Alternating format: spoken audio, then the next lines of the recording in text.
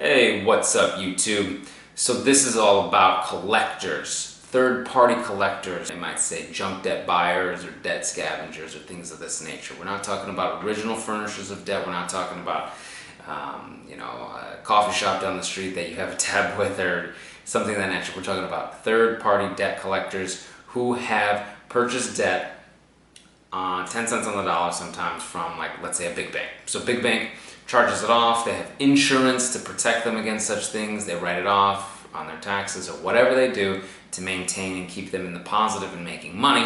And then they sell it off to a collection agency. This is what I believe to be a situation where people get caught up. Okay, they think the collectors are going to come after them and want this money and they're going to file suit or put liens on them. Okay, so first off, when you pay a collector, unless for certain you have something in writing that you're going to pay and they're going to remove all the negative stuff, the collection off your credit report, it's not going to help your credit score or your credit report to pay it. It's not going to help very much. It's not going to do very much, all right? There are also statutes of limitations in your state for how long it can be reported, and they can collect against you. In fact, in the state of California, and that's why I have my computer open here, it's against the FDCPA, the Fair Debt Collection Protection Act. Different acts, and this is for only third-party collectors, protecting against third-party collectors. Here in California, a third-party collector cannot sue or even threaten to sue you on a debt that you have not made a payment on for more than 4 years. So that's why disputing in that process works well. Disputing to them to get it off, to remove what shouldn't be there and stop them from calling and harassing you. And it's very, very specific. The FDCPA, the Fair Debt Collection Protection Act, has a few things in here that I wanted to share with you to protect you from collectors, okay? So if they're calling you at home before 8 a.m. or if they're calling you at home after 9 p.m. your time, that's a violation. They call you at work more than once. Actually, they really shouldn't be calling you at work.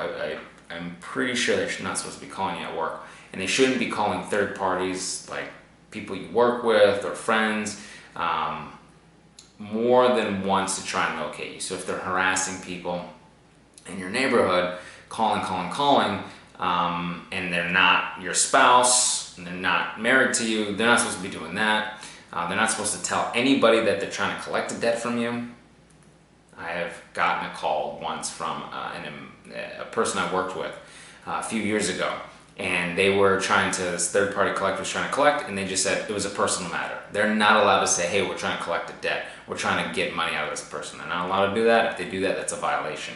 And let me tell you, any violation can be cash in your pocket. It can be a lawsuit. It can be up to 12 months. So let's say someone makes a violation, a collector makes this type of violation, is calling you a bunch at your place of work, and you've told them, hey, you're not supposed to be calling on my work, you're not supposed to be calling me. You can even send a letter.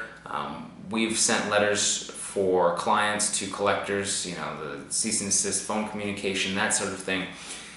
They're calling you, that's money in your pocket. I mean, you have up to 12 months to sue. You have up to a year to file a claim, and you have a lot of laws that protect you, and that's why I think paying these people isn't necessarily the best thing unless you have something written that says they're going to take it off your credit report.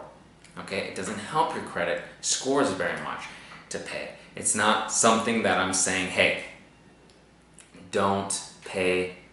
I'm saying don't pay if they're not going to produce you the verification, right? All the documents, the original documents from the original furnisher. The big bank, these collection agencies, debt scavengers, or junk debt buyers, as we like to call them, have gotten from the big bank. And in many cases, they don't have the original documents from the original furnishers of the debt. They don't have the things that they need to do to abide by the rules, the practices of the federal laws, of the laws in each state. Do they have the right to do what they're doing? That's what we want. That's what we ask. That's what we want to verify. So before you start paying, see the proof, see that they are doing what they're supposed to be doing, okay? Okay, they can be calling you 2-3 times in a day. That's harassment. You need to take back some of this power and understand, unless they have the proper documentation,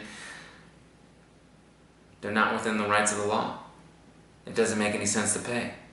Dispute, hire my team, get my books, get my letters, figure out how you can take control of the situation and put them on the defensive, all right? We can help you out. You know we can. We've had a lot of success with a lot of clients, so please feel free to get in touch with me. All right, guys, I appreciate you. Don't stop. Don't stop.